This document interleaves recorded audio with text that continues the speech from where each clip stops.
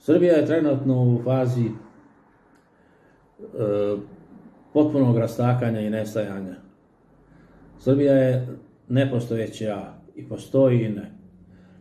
Na sajtu Centralne informativne agencije zvana CIA stoji opis Srbije u kojoj se tvrdi da je Srbija pravno neregulisana tvorevina bez jasno određenih granica i da se nalazi u predinstitucionalnom društvu.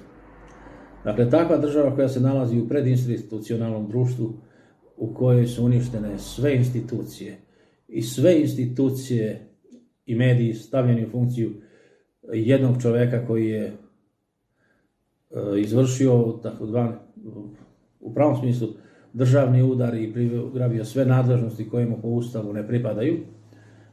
Aleksandar Vučić je raspisao izbore za republički parlament, za gradski parlament i lokalne izbore. Srbija je zemlja mraka i čuda. I izbori u Srbiji su čista farsa. Znači, pobedit će uvek onaj koji ih organizuje, a organizuje ih Aleksandar Vučić, koji je sve medije, od televizija sa nacionalnom frekvencijom do dnevnih novina, izuzev lista Danas, možda delimično i Blica, stavio u funkciju služenja njegovim interesima i interesima njegovog kartela, njegove porodice.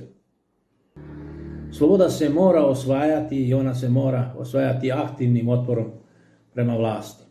Mi, nažalost, nemamo opoziciju koja ima kuraži i želje da obori Aleksandra Vučića. Vidite, u Crnoj Gori je od 500.000 stanovništva više od polovine u protestu i šetnjama, u litijama, molitvama u znak otpora Đukanovićevom režimu i njegovoj despotiji.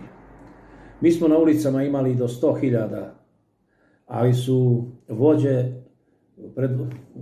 opozicija predvođena gospodinom Đilasom je prevarila građane, izdala ih i pustila Vučiću da radi šta hoće.